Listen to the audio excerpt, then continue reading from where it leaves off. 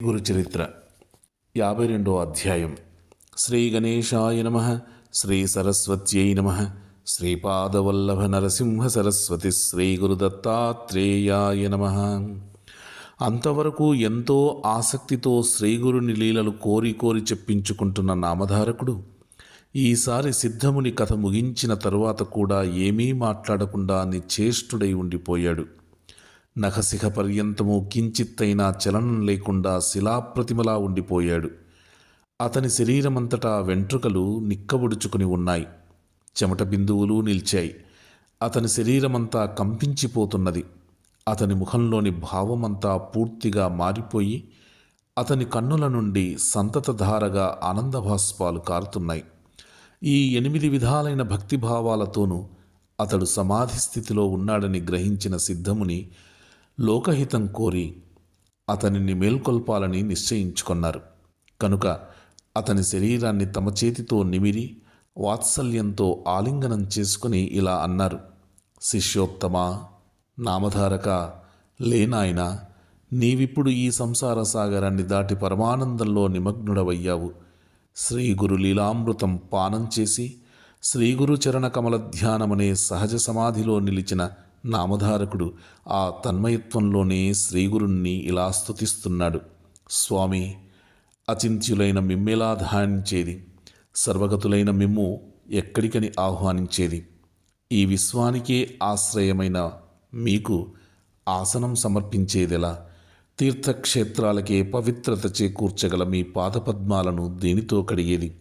విశ్వకర్తవు సర్వకర్తవు అయిన మీ చేతులకు అర్ఘ్యం సమర్పించేది ఎలా? సప్త సముద్రాలనే కాక ఈ విశ్వమంతటినీ కడుపులో దాచుకున్న మీకు ఆచమనం నేనెలా సమర్పించగలను?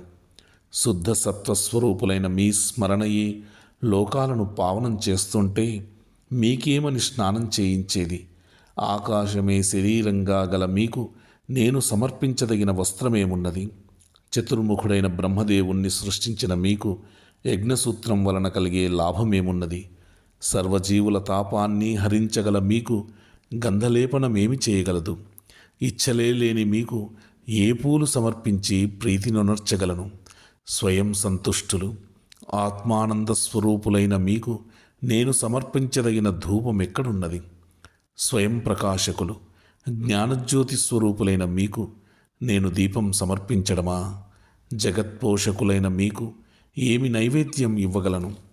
నిత్య సుముఖులైన మీకు తాంబూలం వలన ఏమి ప్రయోజనం?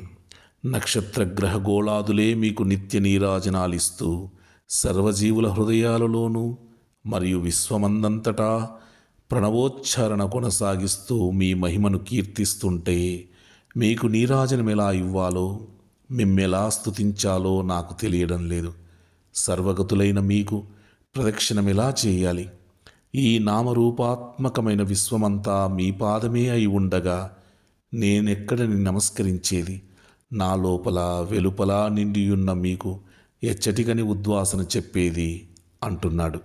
అప్పుడు సిద్ధయోగి ఆనందంతో నవ్వుకుని, నాయనా, నీవిలా అంతర్ముఖుడవై నిశ్చల సమాధిలో నిలిచిపోతే ఈ జగత్తును ఉద్ధరించేదెలా? ప్రజలందరూ ఉద్ధరించబడాలన్నదే శ్రీగురుని సంకల్పం. ఆయన చూపిన మార్గంలో పయనిస్తున్న మనకు ఆయన అభీష్టం నెరవేర్చడమే ప్రధాన కర్తవ్యం. నీవిలా కూర్చుండిపోతే అదెలా సంభవం? కనుక నీవు మేల్కొని శ్రీగురు చరణాలను స్మరిస్తూ శాస్త్రవాక్యాలను అనుసరిస్తూ ఈ ప్రపంచంలోనే జీవించాలి అని చెప్పి చివరకు అతనిని మేల్కొల్పారు.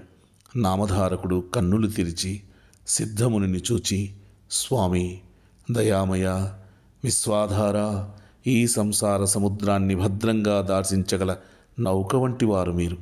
నా పాలిటి శ్రీగురుడు మీరే అని ఆయనకు సవినయంగా నమస్కరించాడు.